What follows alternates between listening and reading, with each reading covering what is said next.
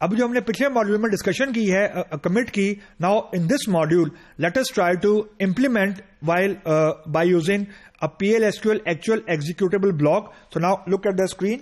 अब स्क्रीन के ऊपर जो आपको कोड नजर आ रहा है मोर और लेस सेम है जो हमने इससे पहले मॉड्यूल्स में डिस्कस की है, लेकिन इसके अंदर मैंने कमिट को थोड़ा यूज करने की कोशिश की है. So now declare, 2 variable declare किए, यानी 3 वेरिएबल हैं, एक PID, एक new_id, एक टोटल नंबर ऑफ रोज. तो अभी आपने जो ये चीज है कि आपने इस चीज की परेशानी नहीं लेनी कि सिलेक्ट में क्या हो रहा है. हमारा भी काम ये है कि we have to make sure कि जो हमारी कमिट स्टेटमेंट है वो चल रही है कि नहीं चल रही. तो कोड मैंने जो इससे पहले मॉड्यूल वाला है वही है. Select max ID into PID from product. मैंने मैक्सिमम प्रोडक्ट की वैल्यू गेट की जो उसकी ID थी. इंसर्ट की एक नई रो यूजिंग सीक्वेंस. उसके बाद मैंने DBMS अंडरस्कोर आउटपुट किया और मैसेज आया रो सक्सेसफुली एडिड. अब मैंने कमिट की कमांड इशू की है. अब आपके दिमाग में यह सवाल आ रहा होगा कि इससे पहले मॉड्यूल्स में मैंने कमिट की कमांड इशू नहीं की थी, लेकिन कोई फर्क नहीं पड़ रहा था. अभी हम जब अगले मॉड्यूल में डिस्कस करेंगे commit along with some other things, then you will get to know the effectiveness of commit. Anyhow मैंने रो सक्सेसफुली एडिड के बाद कमिट की स्टेटमेंट दे दी.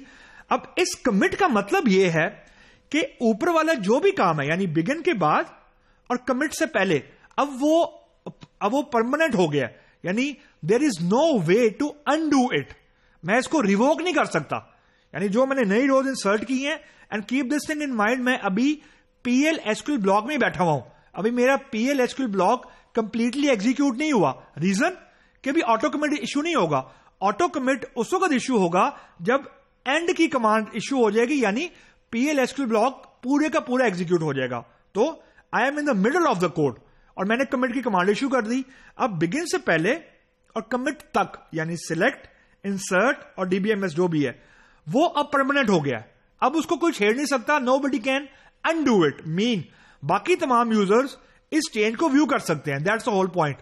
उसके बाद मैंने कमिट के बाद वही मैंने total number of rows count की प्रोडक्ट टेबल में से और मैंने टोटल नंबर ऑफ रोज को डिस्प्ले कर दिया. लेकिन अब आपके दिमाग में यह बात आ रही होगी कि जब हम इस कोड को एग्जीक्यूट करेंगे ये एक्चुअली वही कोड है जो इससे पहले वाले मॉड्यूल में था, एक्सेप्ट कमिट.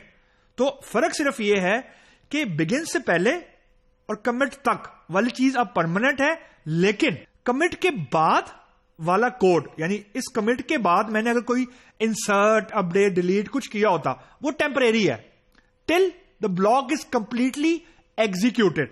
यानी इस कमिट के बाद और एंड से पहले वाली जो चीज है वो उस वक्त तक परमानेंट नहीं है जब तक पूरे का पूरा ब्लॉक एग्जीक्यूट नहीं होता.